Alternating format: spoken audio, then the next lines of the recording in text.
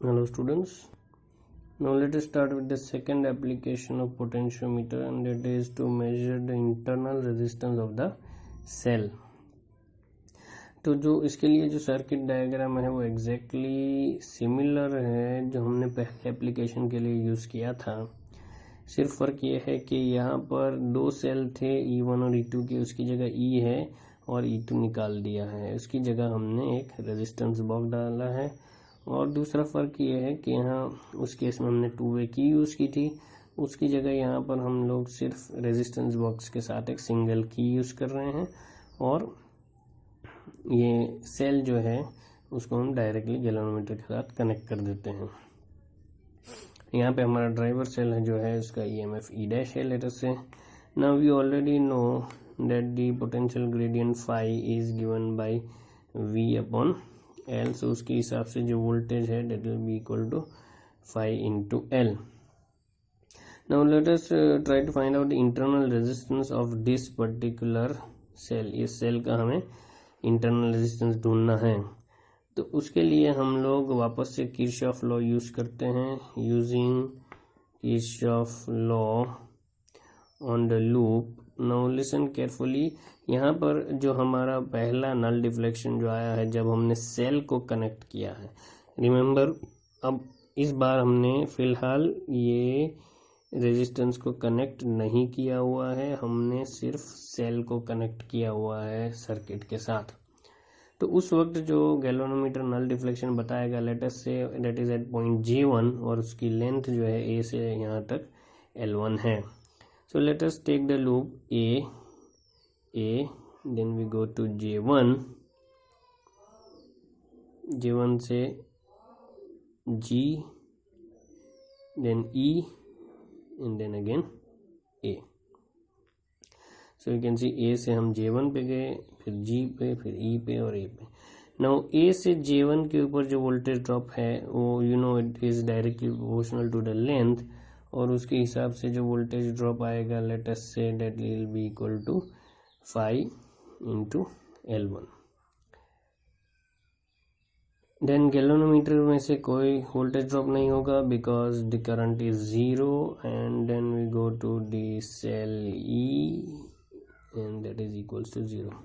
So what we get over here is E is equals to phi into L1। तो ये है हमारी equation number 1। अब हम इस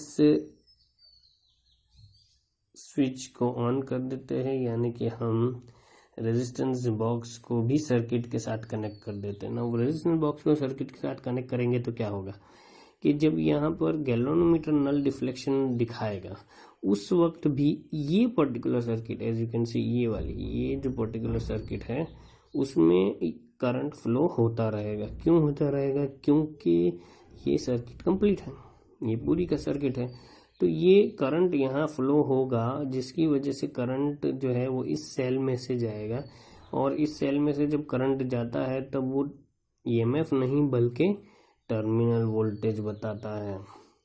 सो next we are not going to get the EMF but we are going to get the terminal voltage, क्योंकि यहाँ पर हमने रेजिस्टेंस को कनेक्ट कर दिया है ये रेजिस्टेंस बॉक्स को, जिसकी वजह से यहाँ गैल्वेनोमीटर नल डिफ्लेक्शन बताएगा लेट अस से पॉइंट J2 के ऊपर, मगर उस वक्त भी इस पर्टिकुलर सर्किट में करंट जा रहा है, इसलिए ये सेल में से करंट जा रहा है और सेल EMF की जगह टर्मिनल वोल्टेज बता रहा है। So let us now use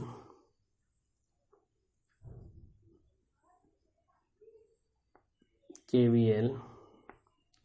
now this time we are taking the loop A से J2 पर जाएंगे, J2 से G पर जाएंगे, और G से हम लोग वापस E पर जाएंगे, और E से A पर जाएंगे। now this time if you see कि A से J2 पर let us say length L2 है, so we get phi into L2, then there is no current through the galvanometer, and then when we go to the battery we get minus V लिखता हूँ, इस बार E नहीं लिखूंगा, V लिखूंगा, क्योंकि यहाँ battery में से अब करंट जा रहा है जिसकी वजह से टर्मिनल वोल्टेज हो रहा है, so that is equal to 0, and so what we get is V is equals to 5 into L2. ये क्वेश्चन नंबर 2 है. So this is very very similar to that of the first case. सिर्फ फ़र्क ये है कि यहाँ वहाँ पर दोनों में EMF आते थे, यहाँ पर एक में EMF आ रहा है, दूसरे में टर्मिनल वोल्टेज आ रहा है. And now if we divide these two, so let us dividing 1 and 2, what we get is E by V is equals to, 5 will get cancelled and you get L1 by L2. So this is what we have already got. Now we have to find out the internal resistance.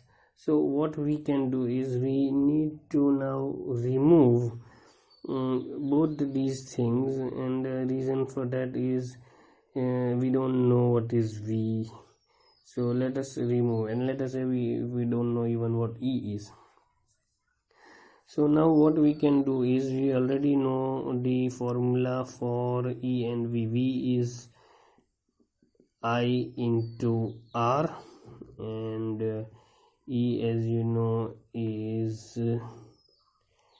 V plus I into internal resistance. And over here also we can write, instead of V we can write I into R plus IR, so we can take I common, so we get R plus R. Okay, so V की जगह हम लोग ये लिखेंगे और E की जगह ये लिखेंगे. So what we get, I am writing over here. So what we get is E की जगह I into R plus R, और V की जगह I into R is equals to L1 by L2, और ये I कैंसिल हो गया. And so what we get is R upon R, that is 1 plus R upon R is equals to L1 by L2, and 1 को side ले जा रहे हैं, R upon R then will be equal to L1 by L2 minus 1, और अब सिर्फ इस R को वहाँ ले जाएंगे तो हमें इंटरनल रेजिस्टेंस मिल जाएगा. सो that is L1 by L2 minus 1 into R. So this will be the internal resistance of the cell. So बहुत ही इजीली हम लोग L1 L2 और ये R की वैल्यू पता लगा के इंटरनल रेजिस्टेंस पता लगा सकते हैं.